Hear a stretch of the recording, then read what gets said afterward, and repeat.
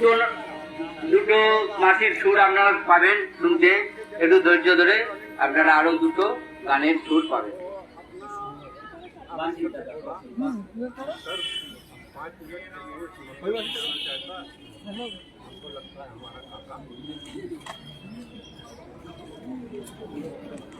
এদিকে আছে হচ্ছে তো তোমার মধ্যে দেখা যাচ্ছে?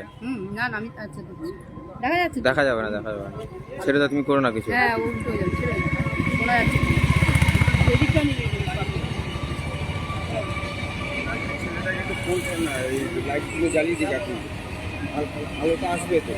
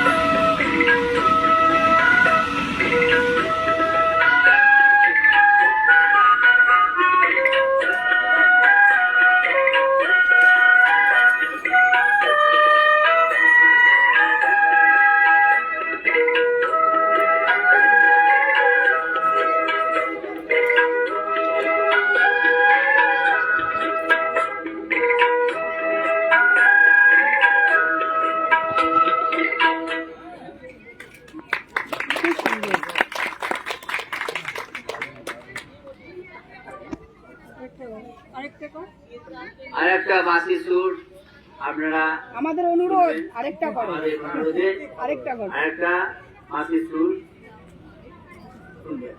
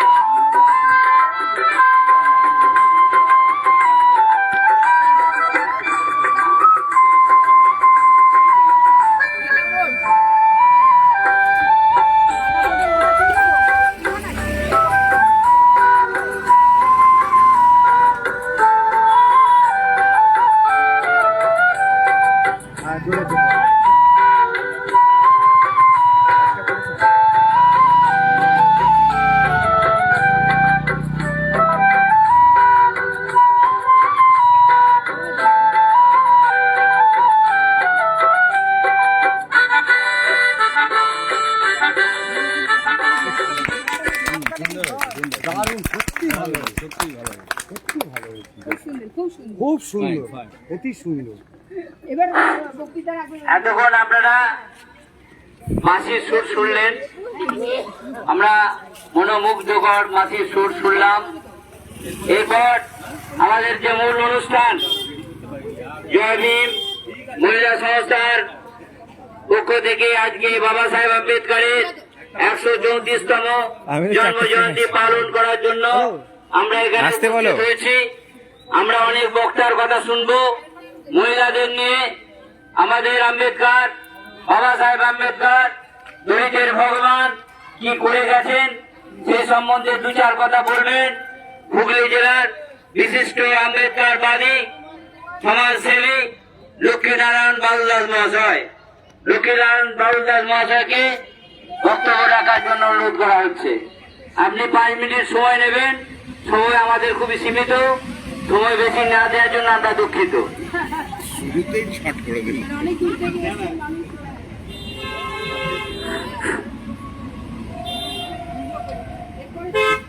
জয় ভীম। প্রথমে আসছে বন্ধু। পরম পূজ্য বাবা সাহেব ডক্টর ভীমরাও রামজি আম্বেদকরকে আমার শতকোটি প্রণাম জানাই এবং আমাদের যে সমস্ত মহাপুরুষগণ আছে তাদের প্রত্যেকে আমার কোটি কোটি প্রণাম। আর আজকের এই অনুষ্ঠানের উদ্যোক্তা উদ্যোগী সংস্থা জয় ভীম মহিলা সংস্থা, তাদেরকে আমার পক্ষ থেকে আন্তরিক অভিনন্দন।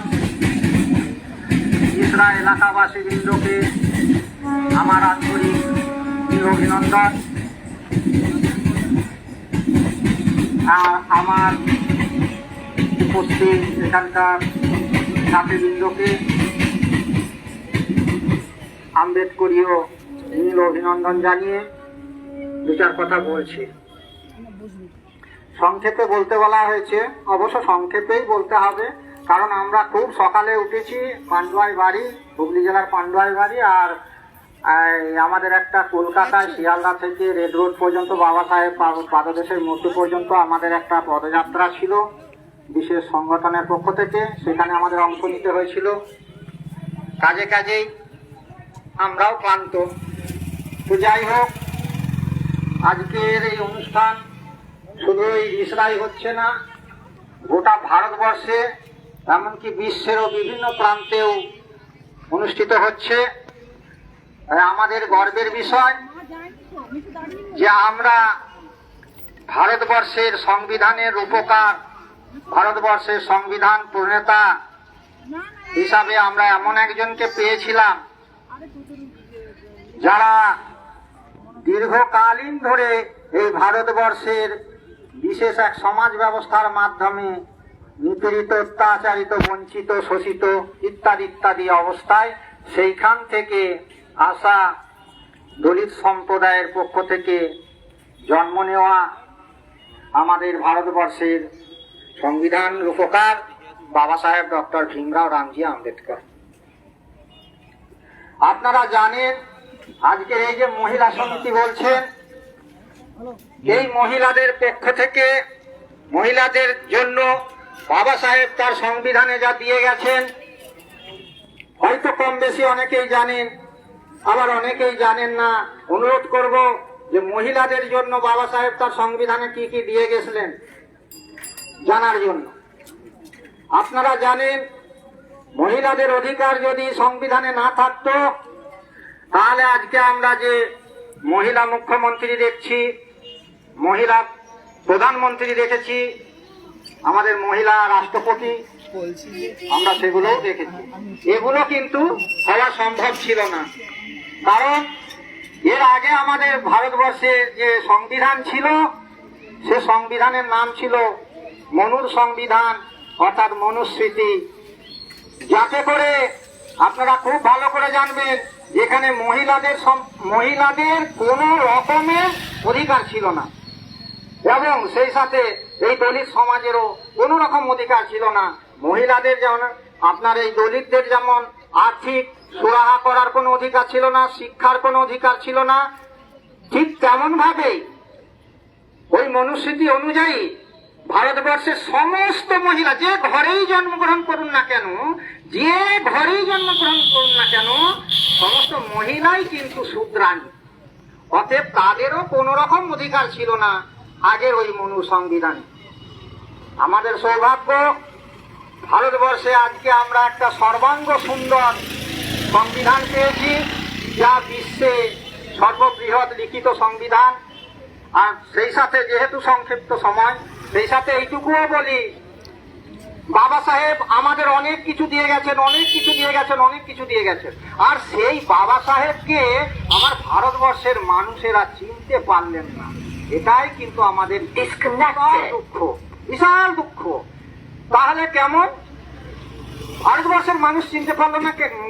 কিভাবে, কেন বলা হচ্ছে না ভারতবর্ষের মানুষ সত্যিকারে আম্বেদকরকে চিনতে পারেনি? যদি চিনতে পারত তাহলে ভারতবর্ষে আজকে এই যে সোনা ফলা বলে কথা আছে না, ভারতবর্ষে আজকে সত্যি সত্যি সোনা ফলতো।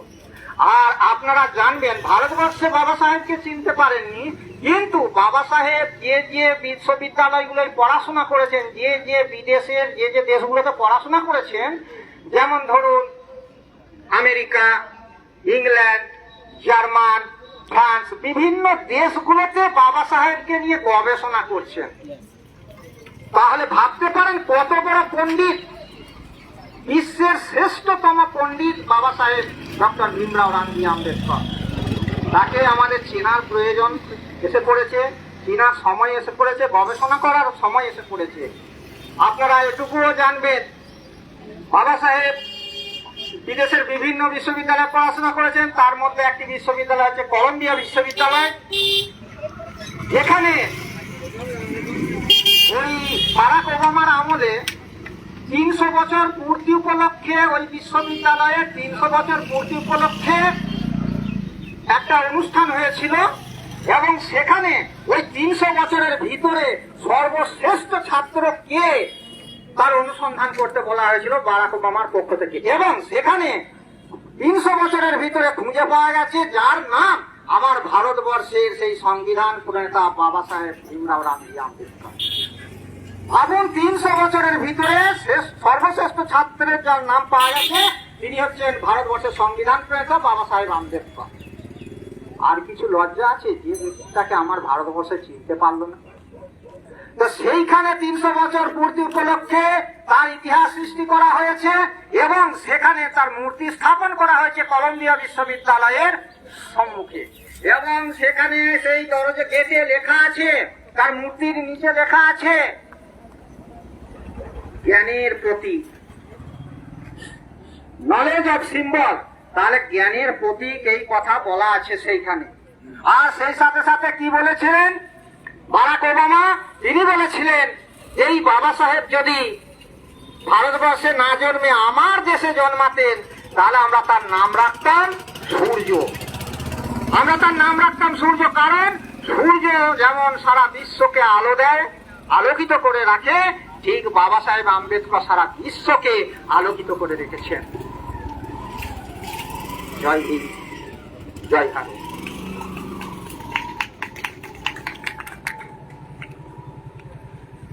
লক্ষ্মীনারায়ণ বাবুদাসকে অশেষ ধন্যবাদ। ওনার ক্ষুদ্র বক্তব্যের মধ্যে মহিলাদের সম্বন্ধে বাবা আম্বেদকরের যে ভূমিকা কিছুটা বলেছেন।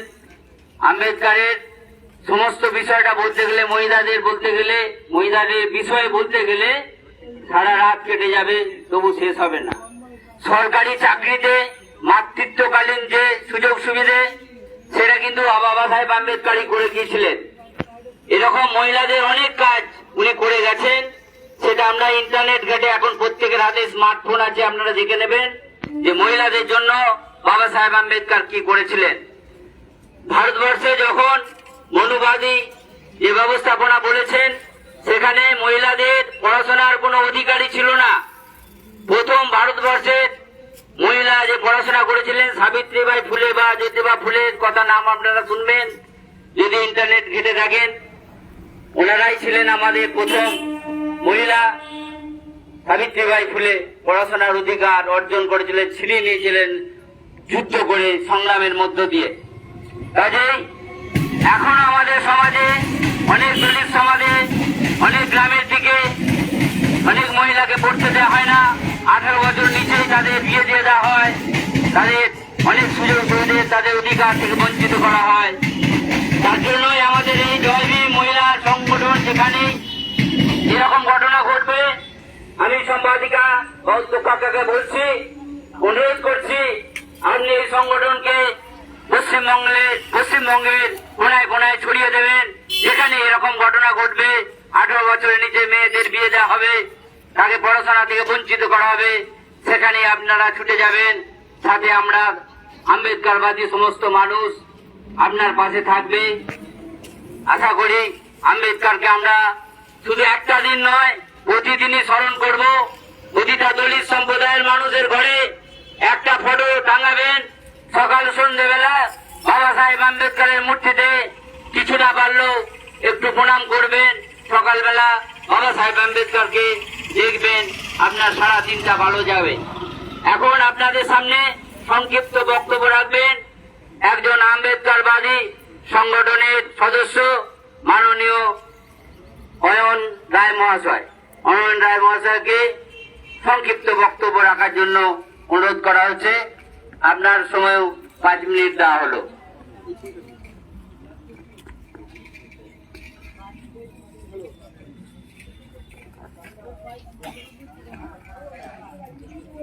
আগত সমস্ত আমার মা, বোন, দিদি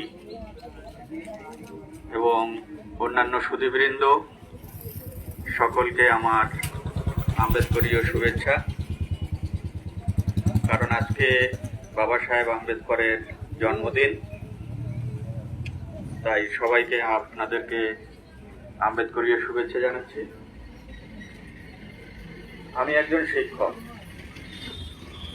আমি ইংলিশ টিচার, কিন্তু ভারতের ইতিহাসটা এবং নিজের ইতিহাসটা জানার জন্য আমি ইতিহাসটা খুব পড়ি, এখনো পড়ি। তো সময় যেহেতু অল্প দেওয়া হয়েছে, আমি একটু আজ থেকে 200 বছর আগেকার ভারত, সেই 200 বছর আগেকার ভারতবর্ষে আমাদের ভারতীয় সমাজে ভারতীয় নারীদের অবস্থা কেমন ছিল সেখান থেকে আমি শুরু করব। তাহলে আজকে এই যে শ্রীমতী পূর্ণিমা দিদি, উনি যে জয় ভীম মহিলা সংস্থা কর্ণধার এবং তার আমন্ত্রণে আপনারা এসেছেন, ওনাকে অনেকটাই অন্তরের অন্তঃস্থল থেকে ওনাকে সাধুবাদ জানাচ্ছি এবং আপনার সংস্থা ভারতবর্ষের প্রতিটা গ্রামে প্রতিটা বুথে ছড়িয়ে পড়ুক সেই কামনা করছি। আজ থেকে 200 বছর আগে, অর্থাৎ ধরুন আজকে হচ্ছে 2025 সাল, আমি 200 বছর আগে গেলাম, মানে ধরুন 1825 সাল।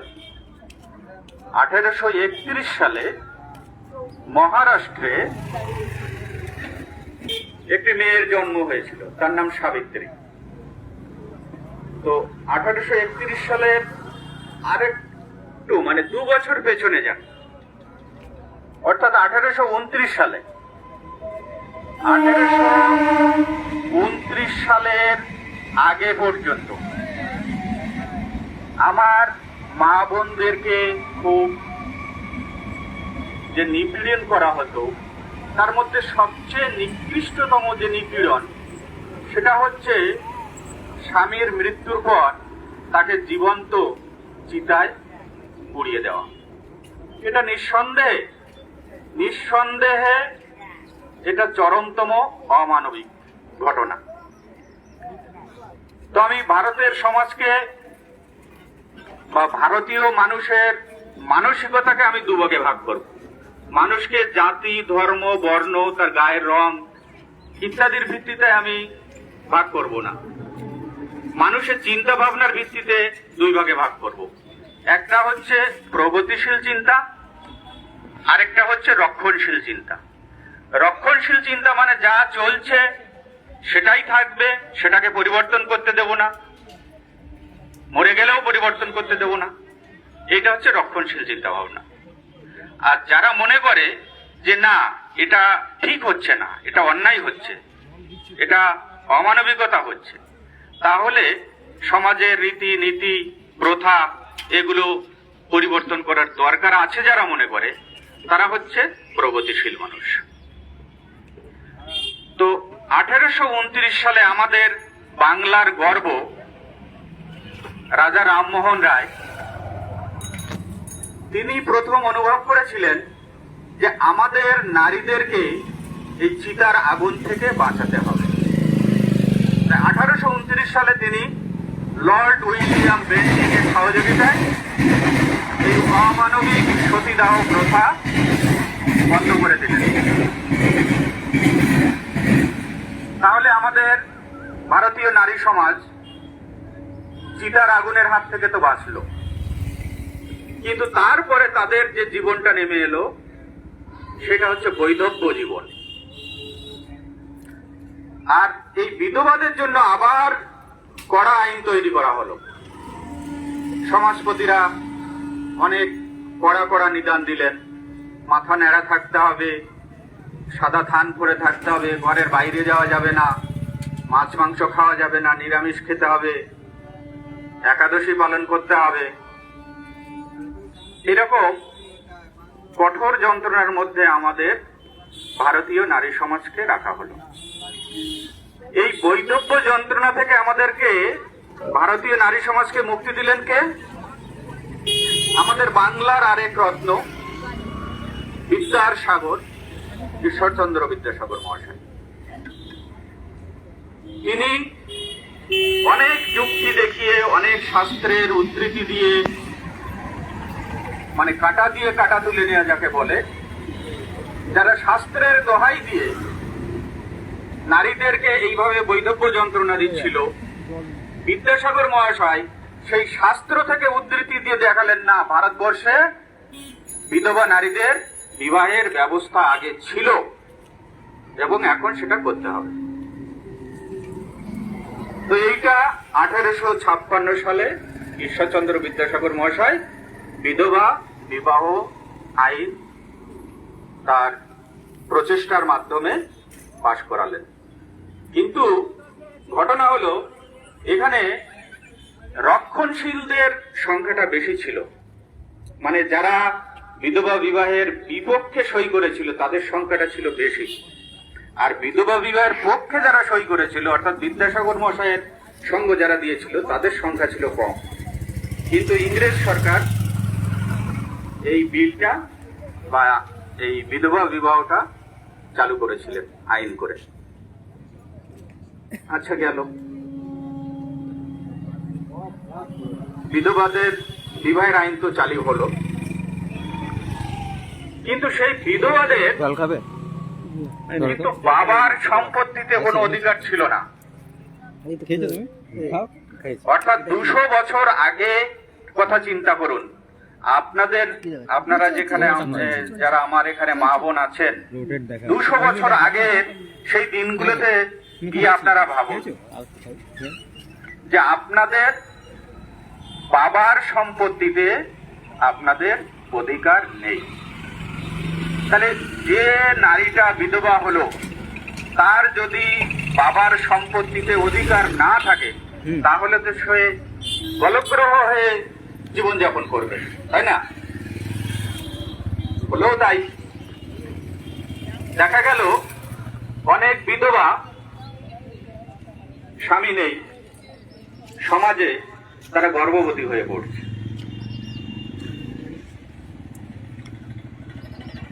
মহারাষ্ট্রে যে সাবিত্রী নামের যে মেয়ে জন্মেছিলেন, সাবিত্রীবাই ফুলে, জ্যোতিবা ফুলের সঙ্গে ওনার বিবাহ হয়েছিল, তাই সাবিত্রীবাই ফুলে, উনি মহারাষ্ট্র থেকে নারী শিক্ষা বিস্তারের আন্দোলন শুরু করলেন। তাই সাবিত্রীবাই ফুলেকে শিক্ষা বিস্তারের জন্য যখন তিনি বিদ্যালয় স্থাপন করলেন স্বামীর সহযোগিতায়, তাকে 2টো শাড়ি নিয়ে বেরোতে হতো বাড়ি থেকে, কারণ একটা শাড়ি পরে যখন তিনি রাস্তা দিয়ে হাঁটতেন তার গায়ে গোবর ছুঁড়ে দেওয়া হতো, কাদা ছুঁড়ে দেওয়া হতো, বলতো তুই নারী সমাজকে ধ্বংসের পথে নিয়ে যাচ্ছিস, তুই আমাদের ধর্মকে শেষ করে দিচ্ছিস। তাই গোবর কাদা লেগে যাওয়াতে সেই কাপড় ওখানে গিয়ে বিদ্যালয়ে গিয়ে তিনি খুলতেন, খুলে নতুন কাপড় আরেকটা যেটা ব্যাগে থাকতো সেইটা পরে উনি নারী শিক্ষা বিস্তার করেছিলেন। এবং এই যেসব বিধবারা গর্ভবতী হয়ে পড়তেন তিনি তাদের জন্য আশ্রমের ব্যবস্থা করেছিলেন। এই হলো বাবা সাহেব আম্বেদকর, যিনি আজ থেকে 134 বছর আগে জন্মেছিলেন, তার আগেকার ইতিহাস। এই বাবা সাহেব আম্বেদকর ছিলেন এই মহাত্মা জ্যোতিরাও ফুলের ভাবশিষ্য, ওনাকে উনি আদর্শ মানতেন। তো উনি যখন স্বাধীন ভারতের প্রথম আইনমন্ত্রী হলেন,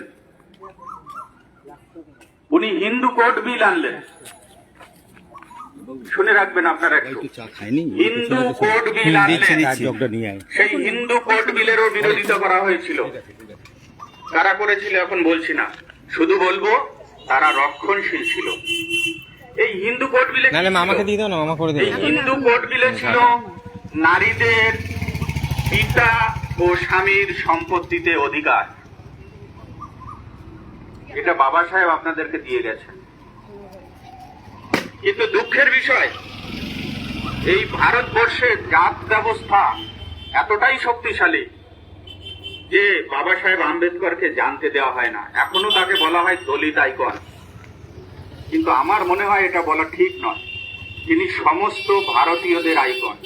তিনি যে সংবিধান লিখেছেন সেখানে জাতি, ধর্ম, বর্ণ, পুরুষ, নারী নির্বিশেষে সকলকে সমান অধিকার দিয়ে গেছেন।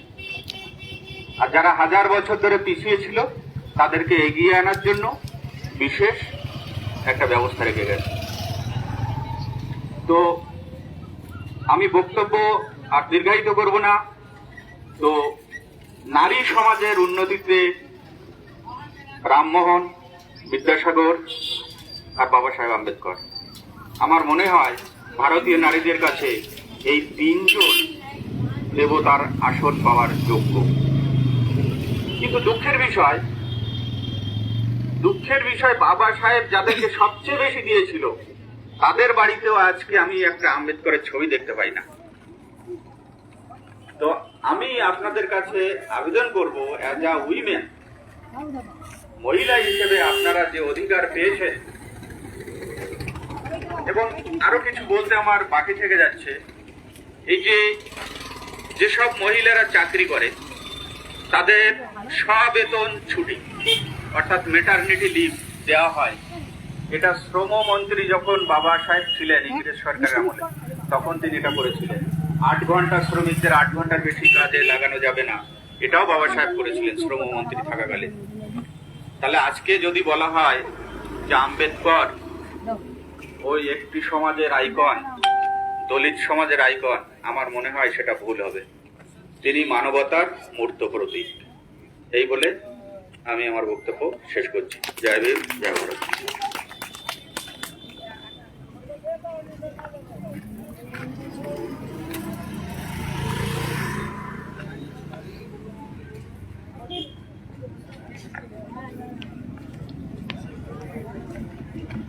নাম কি?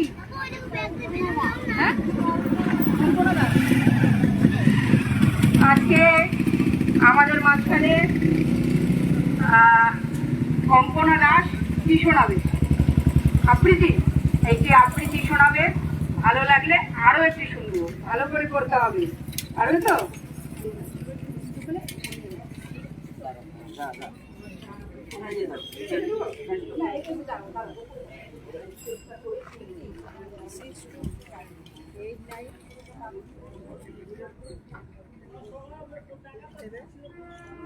যারা আপনাদের সময় এখানে দিচ্ছেন তাদের জন্য অসংখ্য অসংখ্য ধন্যবাদ।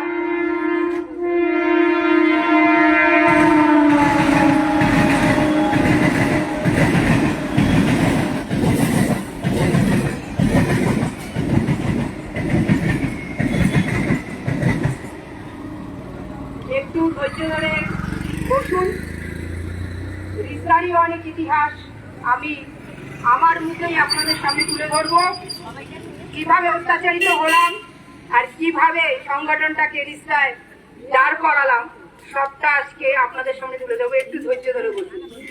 এখন আমাদের সামনে আবৃত্তি শোনাচ্ছেন কল্পনা দাস। শুভদা।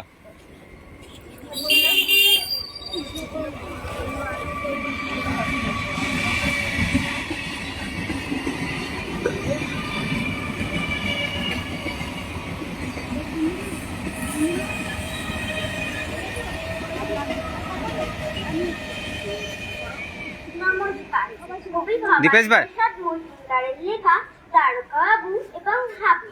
থানায় গিয়ে সেদিন ধরে বললে কেঁদে হাবু, নালিশ আমার মন দিয়ে খুব শুনুন বড়বাবু। চারজন ভাই আমরা একটা ঘরে থাকি, দুঃখে আমি সারাদিন রাত ভগবানকে ডাকি। বর্দা ঘরে 7টা বেড়াল পোষে ছোট বড়, 20টা পোষে 8টা কুকুর, যতই বারণ করো। শেষদা পাগল 10টা ছাগল রাখেন ঘরে বেঁধে, গন্ধে তাদের প্রাণ গায়ে গায়ে মূর্তি কেঁদে কেঁদে। তারকা বাবু বললে হাবু, তোমরা কি সবগুলো সদাই খুলে রাখবে ঘরে জানলা দরজাগুলো। শুনেই হাবু বেজায় কাবু বললে বন্ধুরে, দেশ পোষা পায়রা আমার যাবে তো জঙ্গলে। নমস্কার।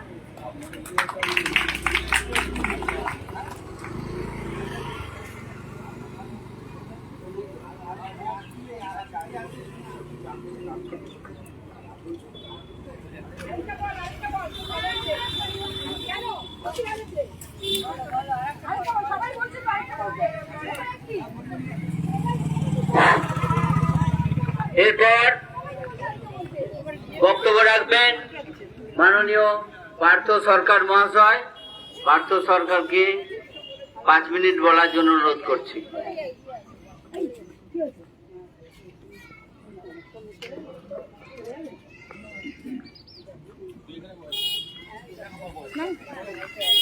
নমস্কার সবাই এবং এই মাইকের আওয়াজ যতদূর যাচ্ছে যারা শুনতে পাচ্ছেন সবাইকে জানাই জয় ভীম এবং নীল সালাম। আজ 14 এপ্রিল 2025 সাল। আজ থেকে 134 বছর আগে একজন মানুষ ভারতবর্ষে জন্মেছিলেন। তাই এই দিনটা শুধু ভারতবর্ষের নয়, সারা পৃথিবীর একটি ঐতিহাসিক দিন। মধ্যপ্রদেশের মৌ সেনা ছাউনিতে বাবা সাহেব ডক্টর ভীমরাও আম্বেদকর জন্মগ্রহণ করেন। তিনি তৎকালীন ভারতবর্ষের অচ্ছুত সমাজে জন্মগ্রহণ করেছিলেন। বাবা সাহেবকে জানতে হলে, বুঝতে হলে, অনুধাবন করতে হলে প্রাচীন ভারতবর্ষের হিন্দু সমাজ ব্যবস্থা সম্পর্কে সম্যক ধারণা থাকা প্রয়োজন। তা না হলে আজকের দিনে দাঁড়িয়ে ওনার উপরে হওয়া অন্যায়, অত্যাচার ও সামাজিক অবিচারের মূল্যায়ন করা কোনোভাবেই সম্ভব নয়। যে সময়ের ইতিহাস তখন ভারতবর্ষ 4টি বর্ণে বিভক্ত ছিল। একটা কথা বলবো, তার মধ্যে শূদ্র বর্ণের কোনো কিছুতেই কোনো অধিকার ছিল না। তোমার এই কেটলি রাখার ওই থালাটা না, না ছিল তাদের পড়াশোনা ওটা নিয়ে আসো, ওটা করার নিয়ে আসো। অধিকার, না ছিল তাদের সম্পত্তি রাখার অধিকার, না ছিল অর্থ উপার্জনের অধিকার, সারা পোশাক, শরীর ঢাকা পোশাক পরার অধিকারও তাদের ছিল না। সুস্থ স্বাস্থ্যকর খাবার ও পরিশ্রুত পানীয় জল পান করার অধিকারও তাদের ছিল না। এক কথায় সমগ্র ক্ষুদ্র জনজাতি এক জড়ভরত পশুর মতন নিরুপায় জীবনযাপন করত। এমনই এক সময় ভারতবর্ষে ইংরেজদের আগমনের ফলে গোটা ভারতবর্ষে শাসন প্রতিষ্ঠা করবার লক্ষ্যে ইংরেজরা ভারতবর্ষে অচ্ছুত জনজাতির মানুষদেরকে নিয়ে একটি সৈন্যদল গঠন করে। তেমনি একটি সৈন্যদল মাহার রেজিমেন্টে সৈন্য হিসাবে যোগদান করেন মালজি সকপাল। মালজি সকপাল তার বীরত্ব, সামনেরটা পেছনে পড়েছে, পেছনেটা সাহস হয়তো দোকানে চলে যায়, দোকানে গিয়ে চেঞ্জ করে আসবে। প্রচুর অসাধ্য সাধন করে ইংরেজদের কাছ থেকে সম্মান, কয়েক একর জমি এবং উচ্চ পদ হাসিল করেন। যে হিন্দু সম্প্রদায়ের মানুষদেরকে কোনো কাজের যোগ্য মানা হতো না, যাদের কোনো অধিকার ছিল না, সেই মানুষ ইংরেজদের কাছ থেকে পুরস্কার স্বরূপ বেঁচে থাকার ন্যূনতম রসদ অর্জন করে নিয়েছিলেন। তারই পথ ধরে তার পুত্র রামজি মালজি সকপাল ওই সেনাতে যোগদান করেন। শৈশবকাল থেকেই ইংরেজদের সাথে ওঠা বসা করার সুবাদে ইংরেজি ভাষা বুঝতে এবং বলতে উনি সক্ষম হন। ফলে বাকি সৈন্যদেরকে ইংরেজি ভাষা শেখানোর দায়িত্ব এসে পড়ে তার কাঁধে। এই পরিস্থিতি যখন চলতে থাকে, শুভদা ইংরেজদের কাছ থেকে রামজি মালজি আম্বেদকর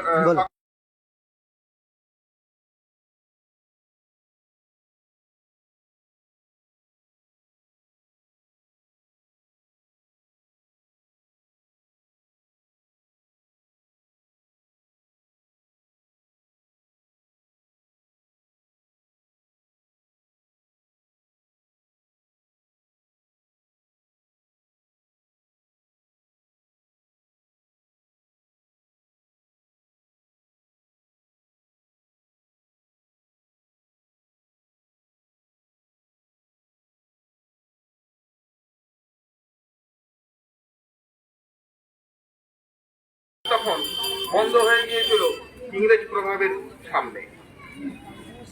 সেইখানে বাবা সাহেবকে স্কুলের ভিতরে সকল ছাত্রছাত্রীদের সাথে বসতে দেওয়া হতো না।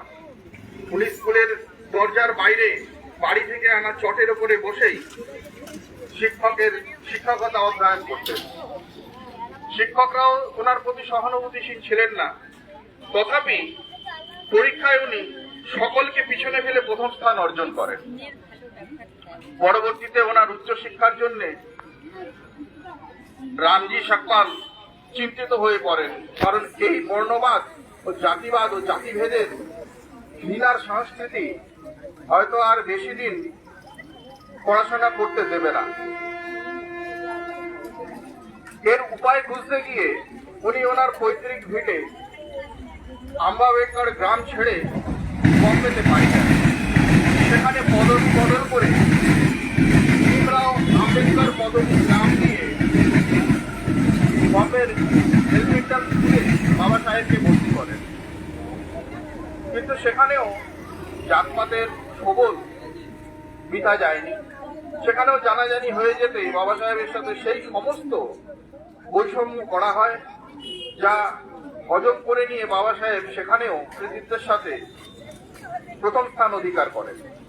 পরবর্তীতে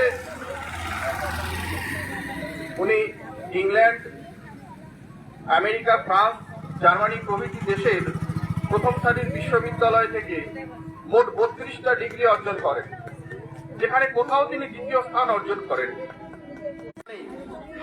যে যোগ্যতার কোটা আজও আমাদেরকে দেওয়া হয়, সেই জায়গায় দৈব বাণী উনি মিথ্যা প্রমাণ করেছিলেন। সারা পৃথিবীতে আর দ্বিতীয় কোনো ব্যক্তি নেই যিনি একসাথে এত ডিগ্রি অর্জন করেছেন এবং এত জ্ঞান অর্জন করেছেন, যে কারণে 14 এপ্রিল দিনটাকে সারা পৃথিবী জুড়ে দ্য নলেজ ডে হিসাবে পালন করা হয়। বসো এখানে, হ্যাঁ বসো। সম্মান দিয়ে রেখেছে, তার কৃতিত্বকে কুর্নিশ জানায়, তার জ্ঞানকে সম্মান করে এবং তাদের নিজের দেশে জন্মালে গৌরবিত বোধ করত। সেই মানুষটি আজও মৃত্যুর পরেও ভারতবর্ষে অবহেলিত এবং সামাজিক বৈষম্যের শিকার হয়ে চলেছে।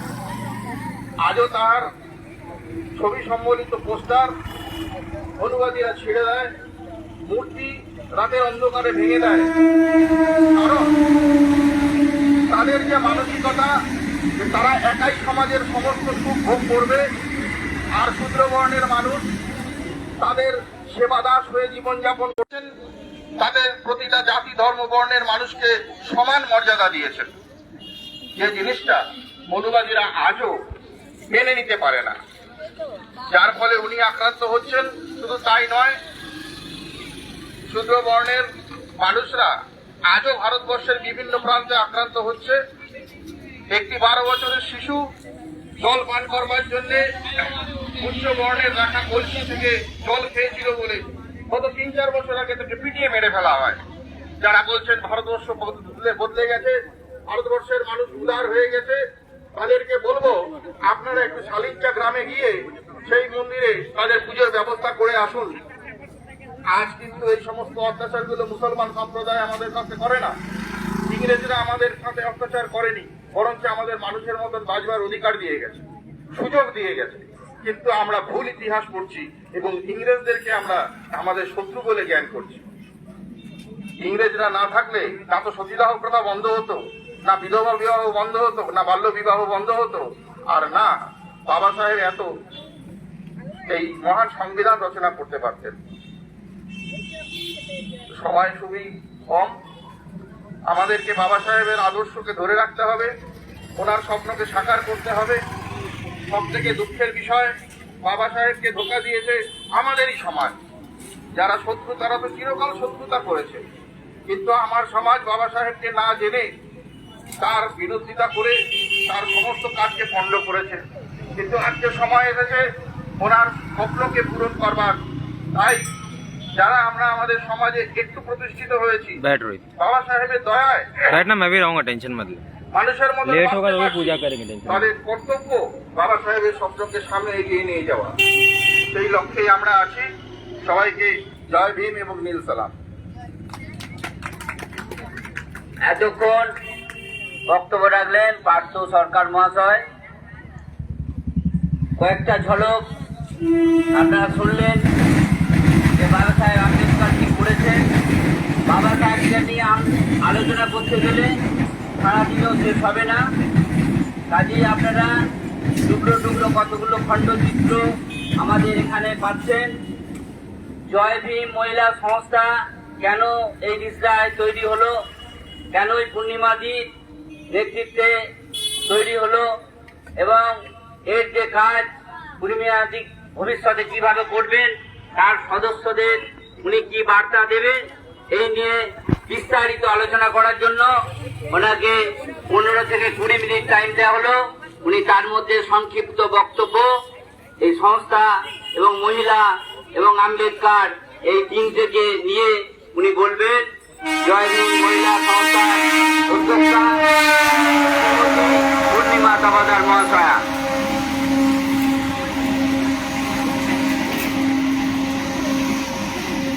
সবাইকে জয় ভীম।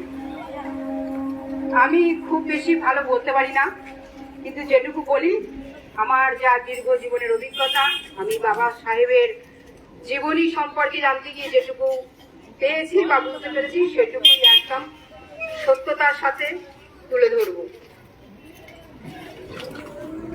Doctor B.R.. আম্বেদকর, আজকে ওনার জন্মদিন, জন্ম জয়ন্তী দিবস আজকে আমরা পালন করছি। আজকের এই দিনটিতে আমরা সৌভাগ্যশালী যে আমরা ডক্টর বি.আর. আম্বেদকরজিকে আমরা পেয়েছিলাম। যদি এই দিনটাতে ডক্টর বি.আর. আম্বেদকরজি জন্ম না নিতেন তাহলে পিছিয়ে পড়া মানুষ, অসহায় মানুষ, মহিলারা, গরিব শ্রেণীর মানুষ, শ্রমিক শ্রেণীর মানুষ, মজদুর শ্রেণীর মানুষ এবং আজকের এই শিক্ষা ব্যবস্থা, আজকের এই আইন ব্যবস্থা বলে কিছু থাকতো বলে আমার মনে হয় না। Doctor B.R.. আম্বেদকর একজন মাহার পরিবারে তার জন্ম।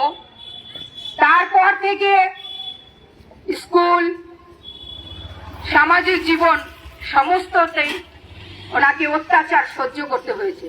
আজকের সময় আমরা দাঁড়িয়ে একটুখানি অত্যাচার বা যন্ত্রণা সহ্য করলে আমরা অনেক রকম কত বিপথে চিন্তা ভাবনা করি। আমাদেরকে শিখতে হবে ডক্টর বি.আর. আম্বেদকরের থেকে সংঘর্ষ কাকে বলে, ধৈর্য কাকে বলে, জিদ কাকে বলে এবং সেই জিদকে সংঘর্ষের মাত্রা দিয়ে জীবনটাকে পরিবর্তনের মাধ্যমে সমাজকে পরিবর্তন করা, দেশকে পরিবর্তন করা এবং আইন, এমন আইন নিয়ে আসা যেখানে মহিলারা কথা বলতে পারবে। তাই আজ আমি আপনাদের সামনে কথা বলতে পারছি, সবটাই ডক্টর বি.আর. আম্বেদকরজির দেন। আপনারা অনেকেই জানেন আমি প্রায় 25 বছর মহারাষ্ট্রে কাটিয়েছি, মহারাষ্ট্রের মুম্বাইয়ের মিলা রোডে। ছোট্টবেলার থেকেই প্রতিবাদী চেহারা বা প্রতিবাদী কণ্ঠ আমার।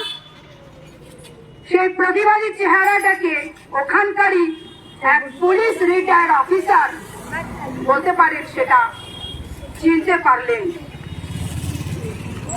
যেমন আজকে বাংলার থেকে আমাকে চিনতে পারছেন আমাদের সমাজ সেবক সমীর মিত্র দাদা, ঠিক তেমনি ওনাকে আমরা প্যাসেঞ্জার সাহেব বলতাম। তো উনি আমাকে বললেন তুমি কাজ করো, যা সাহায্য লাগবে সামাজিক আমরা সবাই তোমার পাশে আছি। কাজ তো আমি করছিলামই, আর আমার বেশি কাজটাই হচ্ছে অন্যায়ের বিরুদ্ধে। যেখানে অন্যায় দেখো, যেখানে ক্রাইম দেখো, সেখানে তার মাথা গুড়িয়ে দাও।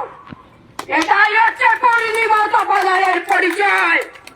সামনেওয়ালা যেই হোক, যদি সে অন্যায়কারী হয়, যদি সে অন্যায় করে, যদি সে ক্রাইম করে, তার মাথা চেপে লেজ তো সে এমনি নাড়বে। ঠিক এইভাবে আমি কাজ করি। কাজ করতে করতে অনেককে আটকাই। এই আটকাতে গিয়ে আমি মুম্বাইয়ের পুলিশ অফিসারদের নজরে আসি। সেই পুলিশ স্টেশনটা হচ্ছে মুম্বাইয়ের মীরা রোডের কাশিমীরা পুলিশ স্টেশন।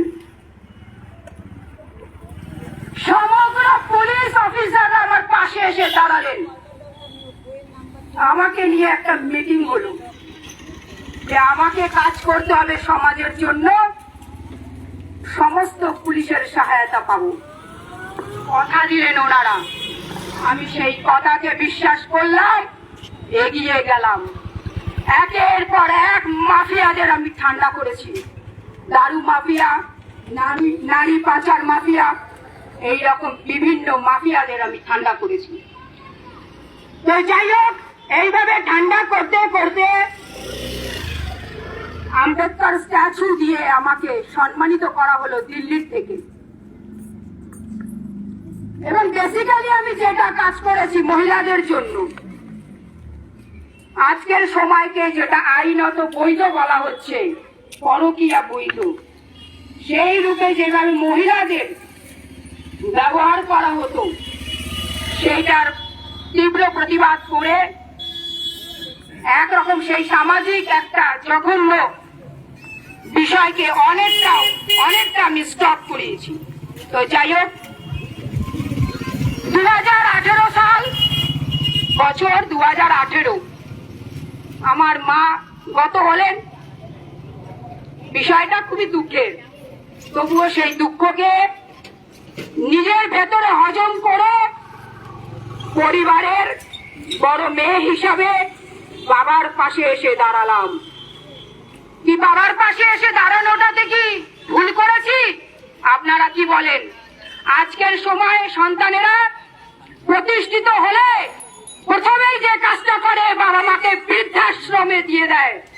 আমি কিন্তু আমার সামাজিক প্রতিষ্ঠা সমস্ত কিছু ছেড়ে একটা বিষয় নিয়ে দুবার না ভেবে বাবার পাশে এসে দাঁড়িয়ে পুরো সংসারটাকে ধরা আমি আমার প্রথম কর্তব্য মনে করেছি। তাই আমি আমার সমস্ত জমানো সাম্রাজ্য ছেড়ে দিয়ে, আমার জন্মভূমি এটা রিসরা, আমার মাতৃভূমি রিসরা, আমি সেই রিসরায় আবার এসে দাঁড়ালাম। এখানেই হয়ে গেল অনেকের বিপদ, কারণ সোশ্যাল মিডিয়ার জামানা, আর মুম্বাই আর বাংলা বেশি দূরত্ব নয়। তাই সবাই জানতো পূর্ণিমা তপাদার কি কাজ করছে, কিভাবে কাজ করছে, কাদের সাহায্যে কাজ করছে। আমি প্রথমেই এসে যেটা করলাম সেটা হলো আমার বাবা সাহেব বি.আর. আম্বেদকরজির ফটো বা ব্যানার বা ছবি যাই বলবেন আমি আমার বাড়ির প্রথম ছাদে লাগালাম। কারণ আমি যেখানে সেখানেই আমার বাবা সাহেব, আমি যেখানে সেখানেই ক্রাইম মুক্ত। তাই আমি এসে প্রথমেই আমার বাবা সাহেবের ফটো লাগালাম, জানকারি দিলাম আমি এসে গেছি রিসরায়। তারপরে লাগালাম নীলা ঝান্ডা। নীলা ঝান্ডা আমার প্রতীক, আমার সম্মান, আমার ইজ্জত। এরপরে শুরু হলো অত্যাচার। আরে তোমরা আমার সাথে কি অত্যাচার করবে? আমি যে বাবা সাহেবের অনুরাগী, আমি যে সংঘর্ষ আর অত্যাচারকে প্রতিদিন জল দিয়ে ট্যাবলেটের মতন খাই, যার কোনো সাইড এফেক্ট নেই। প্রচুর পরিমাণে এরা অত্যাচার শুরু করলো। সামনে রেখে দিল কাদের জানেন? মনুবাদীদের। মনুবাদীদের রেখে আমাকে বন্ধক বানালো। মনুবাদীদের রেখে আমাকে বদনাম করে দেওয়ার জন্য নোংরা নোংরা কথা ছড়িয়ে দিল। আরে যার সারাটা জীবন চলে গেল ডক্টর বি.আর. আম্বেদকরজির পথ, তার দেখা পথে, তার বিচারধারায় চলায়, যে আম্বেদকর স্ট্যাচু দিয়ে সম্মানিত হলো, তাকে দাগিয়ে দেওয়ার একটা কুচক্র ষড়যন্ত্র এই মনুবাদীরা করলো। আমি সেদিন হাসলাম, কারণ এদের এই চক্রান্তের পিছে ছিল আমাকে রিসা ছাড়া করে দেবে, আমাকে বাংলা ছাড়া করে দেবে। এরা ভুলে গেছে আমি মাফিয়াদের ঠান্ডা করে এসছি। সবাই নামটা নোট করুন, মুম্বাইয়ের মীরা রোড এরিয়া, তার পুলিশ এরিয়া হচ্ছে কাশ্মীরা পুলিশ স্টেশন। আমি মাফিয়াদের ঠান্ডা করতে করতে এখানে এসেছি। ওই অত্যাচার বা এই ধরনের যন্ত্রণা আমার কাছে কিচ্ছু না, কিন্তু তার পরিবর্তে আমি বদলা নেব না, বা বদলা নিয়েও নি করবি। বদলা নেওয়াটা গুন্ডাদের কাজ, আমি গুন্ডা নই। কারণ আমার কাছে পেন আছে, আমার কাছে কলম আছে। তোরা হাতিয়ার চালাবি, আমি কলম চালাবো। তোরা প্রতিহিংসা দেখাবি, আমি তোদের শিক্ষা দেব। যখন দেখলে এরা বদনাম করেও হচ্ছে না, কতগুলো মত্ত মাতাল কে আমার বাড়িতে পাঠিয়ে রাত্রিবেলা আমাকে তুলে নিয়ে যেতে এসেছিল। এই সমস্ত কিছুর কিন্তু সাক্ষী রিসরা থানায় লিখিত হিসাবে আছে। যেদিন তারা আবার তুলে নিয়ে যেতে চায়, সেদিন সেই ক্লাবে প্রায় 50-60 জন, তাদের টার্গেট 50-60 জন। ওরে তোরা এখনো শিশু, 50-60 জন কেন, 50-60 হাজারও তোরা যদি দাঁড়িয়ে থাকিস, তবু তোরা অপরাধী। আর তোদের অপরাধীর সামনে আমি ভীম কন্যা পূর্ণিমা তপালার।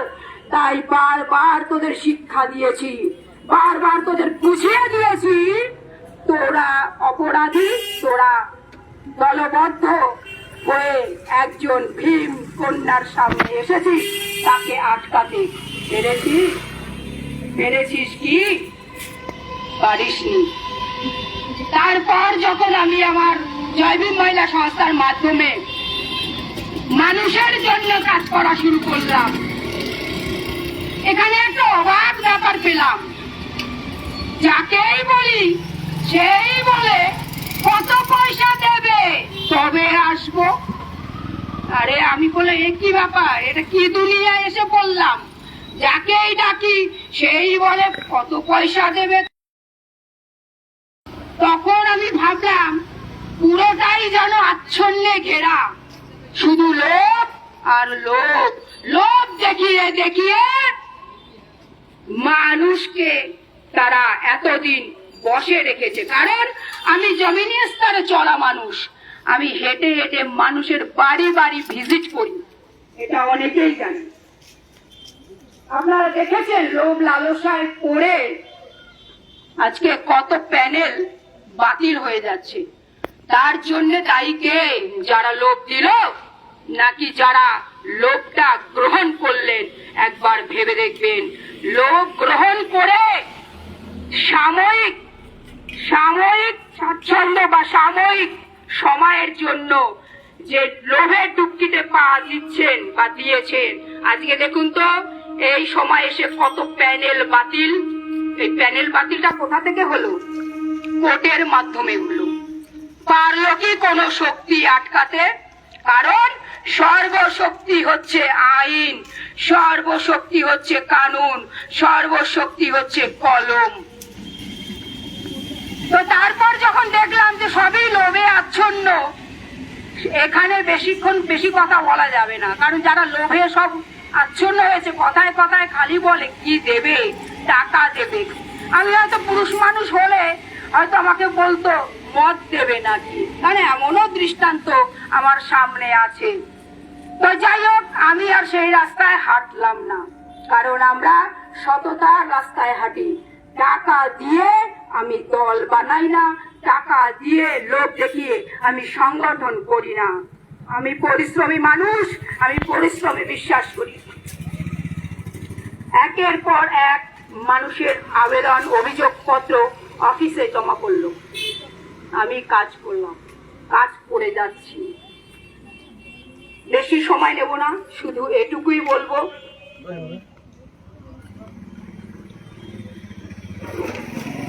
আজকে দীর্ঘ সময় পার করে এসেছি, দীর্ঘ সময় পার করব। মৃত্যুর দিন পর্যন্ত আমার জন্মভূমি বাংলায় আমি আছি, মৃত্যুর দিন পর্যন্ত আমি রিসরাতে আছি, মৃত্যুর দিন পর্যন্ত আমি অসহায় মানুষদের সাথে আছি, মৃত্যুর দিন পর্যন্ত আমি দুর্বল মানুষদের সাথে আছি। এখনো সময় আছে, লোভ লালসা ছেড়ে জয় ভীম মহিলা সংস্থার সাথে আসুন, জয় ভীম মহিলা সংস্থার সাথে জুড়ুন।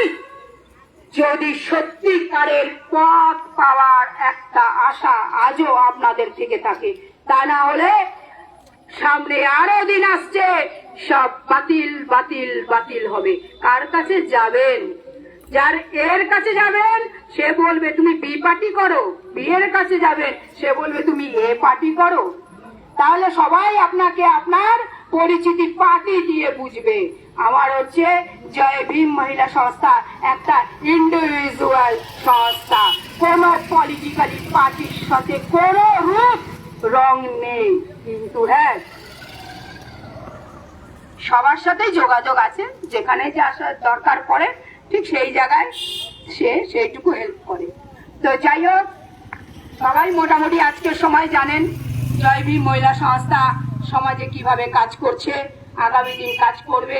আপনারা জয় ভীম মহিলা সংস্থার সাথে জুড়ুন এবং নিরপেক্ষতার সাথে সাথে থাকুন, লোভ লালসা ছেড়ে আসুন। কারণ একটা সময় গিয়ে ফের আবার অনেক প্যানেল বাতিল হবে, তখন কাকে দায়ী করবেন?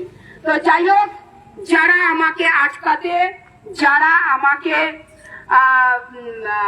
অত্যাচার করে আমাকে বাংলা বিতাড়িত করতে চেয়েছিলেন, আমি সেই পূর্ণিমা তপাদার আজকে এই সেই মাটি যেখানে দাঁড়িয়ে আছি, 70 বছর আগে এখানে আমার দাদু প্রভাষ চন্দ্র দাস একটি ছোট্ট চায়ের দোকান শুরু করেছিলেন। তখন এই এরিয়ায় জঙ্গল, এই এরিয়া যে কি বিভৎস এরিয়া সে কল্পনা করা যাবে না। আমার প্রায় আজ অর্ধেক বয়স হয়ে গেল জীবনের। আমরা এই দোকানেই ছোট্টবেলা থেকে আমি একটু ডান পিটেই। তো যাই হোক, আমার বয়সটা, ছোট বয়সটা আমার এই দোকানেই কেটে গেছে। তো আমি জানি এই সময় সেখানে এসে কি পরিস্থিতি ছিল, কি অবস্থা ছিল এখানে, কি অন্ধকার ছিল এখানে। সেইখান থেকে দাদু সেই ছোট্ট একটি গুপ্তি চায়ের দোকান, সেই দোকান থেকে ধীরে ধীরে লোক এখানে আসা যাওয়া শুরু করে, ধীরে ধীরে ডেভেলপমেন্ট হয়। আজকে দেখছেন বড় বড় প্রমোটাররা এখানে এসেছেন। আজকে সে একটি ছোট্ট চায়ের দোকান 70 বছর আগে এখানে হয়েছিল, তখন জঙ্গল ছিল। আজকে বড় বড় প্রমোটাররা এখানে এসেছেন। কেন এসেছেন জানেন? জায়গাটা দেখে এসেছেন যে এখানে তাদের মালটা ভালো বিক্রি হবে। কিন্তু যারা এই জায়গাটাকে ডেভেলপমেন্ট করলেন পুনর্বাসনের নামে, তাদেরকে কতটা রাইট অফ ল তাদের সাথে করলেন মহাশয়। আগামী দিন দেখা হবে সবার সাথে, আগামী দিন দেখা হবে সবার সাথে, কলমের জোরে দেখা হবে। আবার বলছি, আমায় কেউ ধমকাবার চেষ্টা করবেন না, চমকাবার চেষ্টা করবেন না। আমার নাম পূর্ণিমা তপাদার। আমি মহারাষ্ট্রের মতন রাজ্যে, মুম্বাইয়ের মতন শহরে বাংলার মেয়ে হয়ে জয় ভীম মহিলা সংস্থার নেত্রীরূপে পরিচিত হয়েছি। এমনি হইনি, মাফিয়াদের শান্ত করতে করতে হয়েছি। তো অতএব আজকে আমি অনেকটাই নিজেকে শান্ত রেখেছি, কলম চালাচ্ছি। তো আমাকে ধমকাবেন না, চমকাবেন না। যতটা পারবেন অন্যায় কম করবেন, তাহলে আমার সাথে আপনাদের দেখাটা একটু কম হবে। অন্যায় করবেন, ক্রাইম করবেন, পূর্ণিমা তপাদার জয় ভীম মহিলা সংস্থার কর্ণধার মাথা চেপে ধরবে। জয় ভীম, জয় সংবিধান। সবাই বলুন একসাথে জয় ভীম। জয় ভীম হচ্ছে শক্তি, জয় ভীম হচ্ছে বিশ্বাস, জয় ভীম হচ্ছে একতা, জয় ভীম হচ্ছে সততা। যেখানে কোনো ধোঁকা নেই, যেখানে কোনো চালাকি নেই, জয় ভীম যেখানে বলে না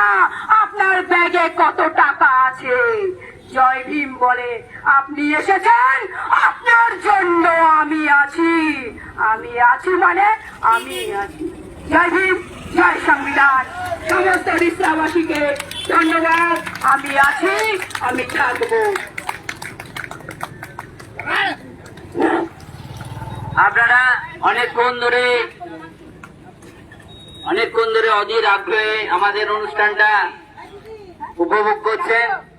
আর আমরা বেশিক্ষণ টাইম দেব না, 10-15 মিনিটের মধ্যেই অনুষ্ঠানটা শেষ হয়ে যাবে। একটু ধৈর্য ধরে আপনাদের অনুরোধ করছি। অনেক বয়স্ক মহিলা আছেন, তবু আপনাদের কাছে আমাদের অনুরোধ, বাবা সাহেব আম্বেদকরের যে জন্ম জয়ন্তী পালন প্রতি বছর হবে। এই দিনটা আমাদের একটু কষ্ট হয়তো হবে, তাহলেও আপনারা একটু ধৈর্য ধরে বসুন। আর 10-15 মিনিটের মধ্যেই আমরা এই অনুষ্ঠানের সমাপ্তি ঘোষণা করব। একজন বাচ্চা আছে, আচ্ছা, একটু নিচে নিচে, সরি। আচ্ছা, কেউ যাবেন না প্লিজ। দুটো বাচ্চা আছে, ওরা ডান্স করবে। ডান্সটা একটু দেখুন। আমার অনুরোধ, সময় দিন, সময় পাবেন।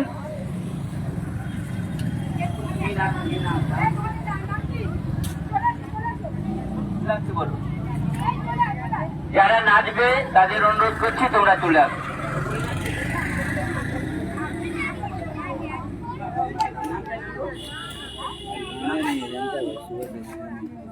নামটা বল। আয় বাবা, নামটা বল।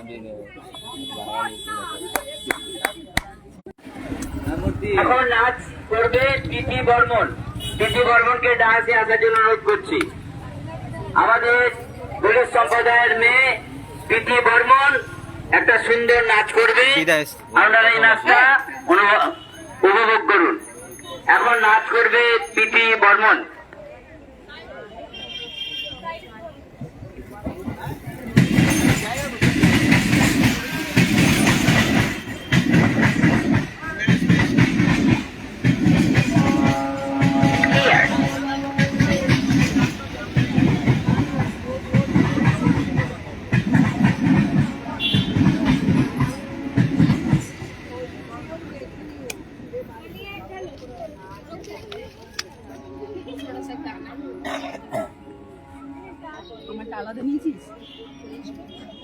স্টপ করবো কি করে? স্টপ পজ করে রাখো একটুখানি।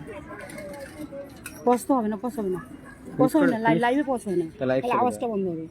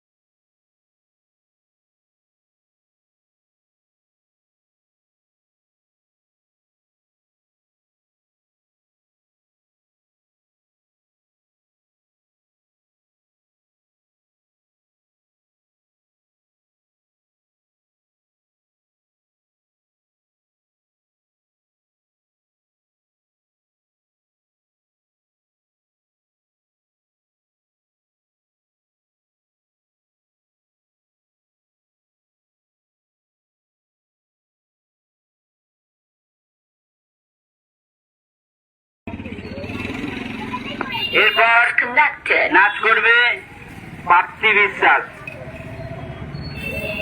প্রাপ্তি বিশ্বাসকে ডান্সে যাওয়ার জন্য অনুরোধ করছি।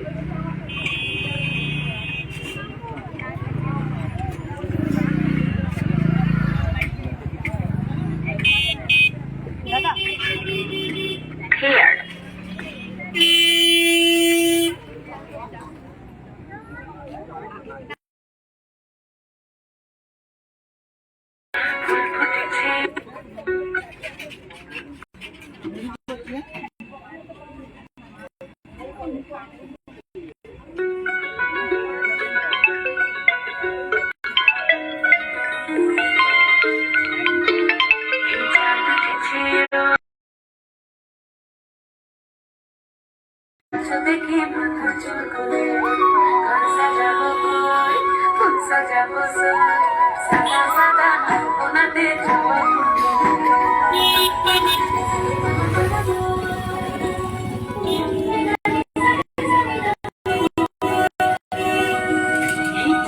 উপর মন রাখিয়া ওই ছোট গাছ দেখো আর হাতি গাছ দেখো সুহাগী গাছ দেখো চটপট গাছ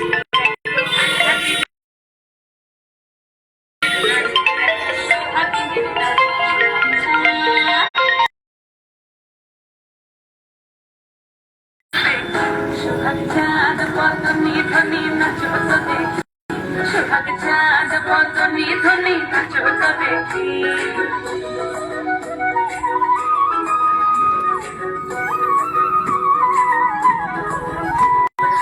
নাচেন ভালো সুন্দরী মাথেন ভালো চুল নাচেন ভালো সুন্দরী মাথেন ভালো চুল খেলিয়া দুলিয়া পড়ে একবার খেলিয়া দুলিয়া পড়ে নক্কেশ্বরের ফুল পালা হেলিয়া দুলিয়া পড়ে নক্কেশ্বরের ফুল দাই নক্কেশ্বরের সোহাগ চাঁদ পদনি ধ্বনি নাচো তো দেখি সোহাগ চাঁদ পদনি ধ্বনি নাচো তো দেখি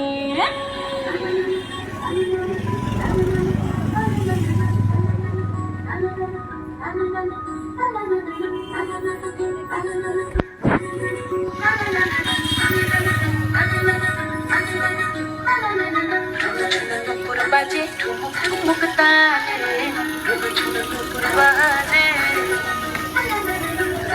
নুপুর বাজে ঠুমুক ঠুমুক তালে নুপুর বাজে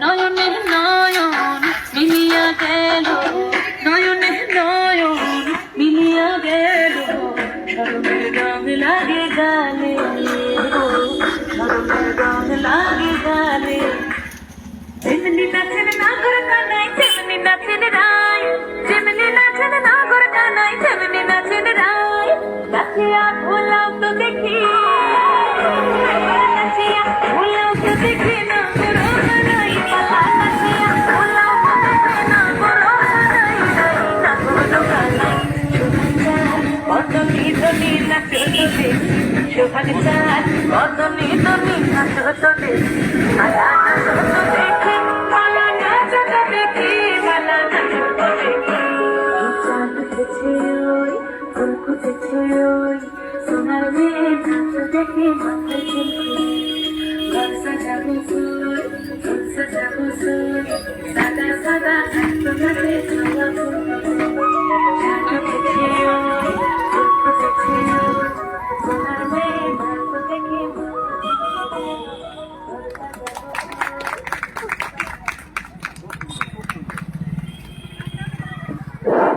disconnected.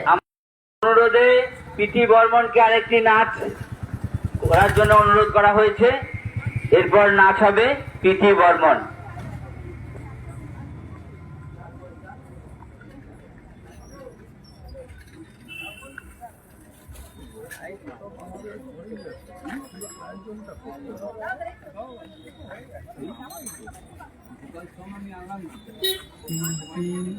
Cleared.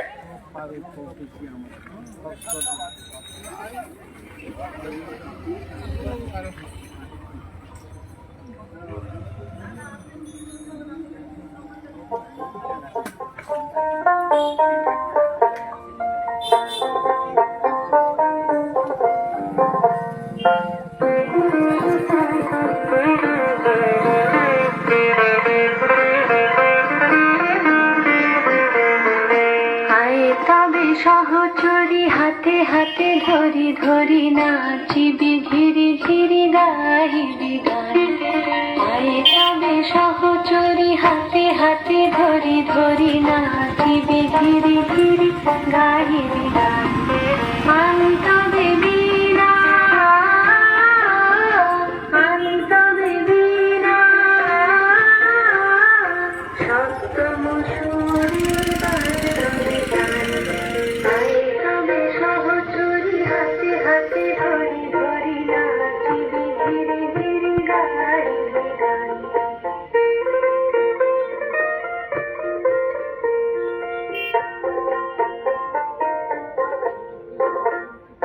পাশরিব ভাবনা পাশরিব যাতনা রাখিব প্রমোদে ভরে দিবানিশি মন প্রাণ অন্তবে বীণা অন্তবে বীণা সপ্তম সুরে বাঁধ তবে কান আয়ে তবে সহচরি হাতে হাতে ধরি ধরি নাচিবি ঘিরি ঘিরি গাইবে গান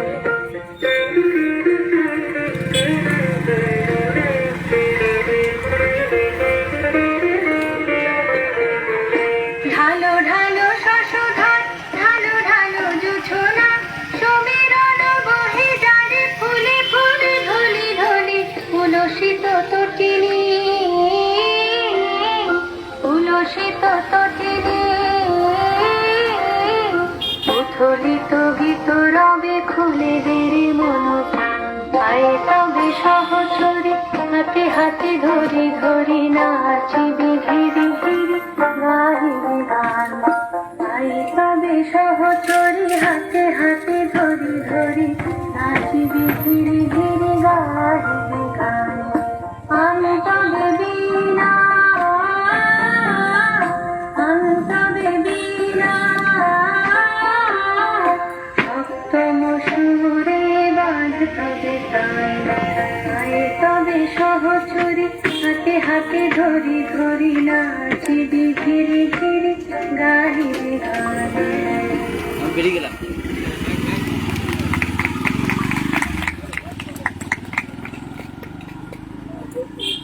আর গান আর করবে নাচ এই চলে disconnected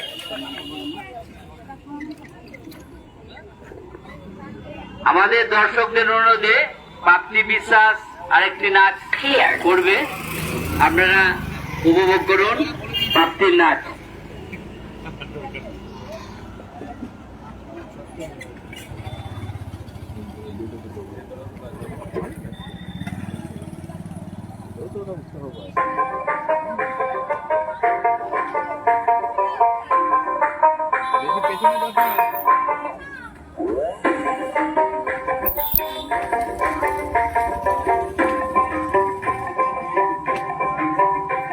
এই বসন্ত বাতাসে আমার রঙ্গ চলা যায় ও ধোঁয়ারও লাগে আমার মন করে হয় হায় বসন্ত বাতাসে আমার রঙ্গ চলা যায় ও ধোঁয়ারও লাগে আমার মন করে হয় হায় এমন মধুর গান এমনি বইয়া যায় এমন মধুর গান এমনি বইয়া যায় ফাগুনের মোহনায়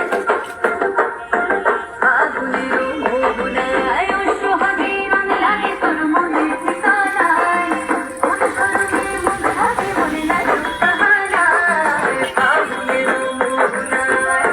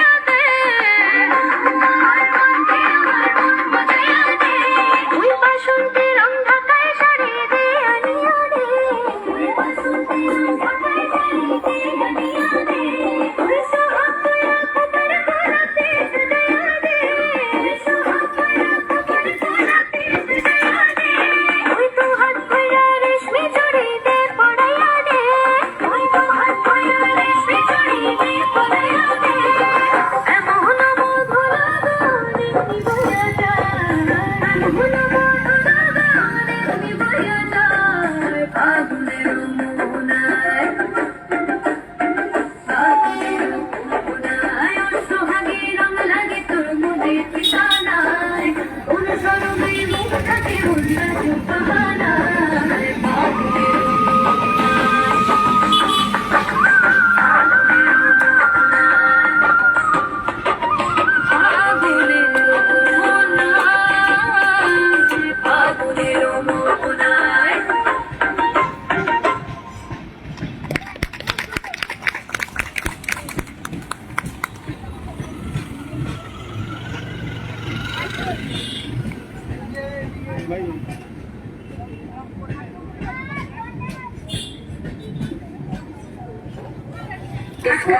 আমাদের মধ্যে বক্তব্য রাখবেন সমাজ সেবক সমীর মিত্র দাদা। সবাইকে অনুরোধ করব ওনার বক্তব্য একটু শুনবেন, কারণ বাংলায় আমাকে এগিয়ে নিয়ে যাচ্ছেন আমাদের প্রিয় সমাজ সেবক সমীর মিত্র দাদা।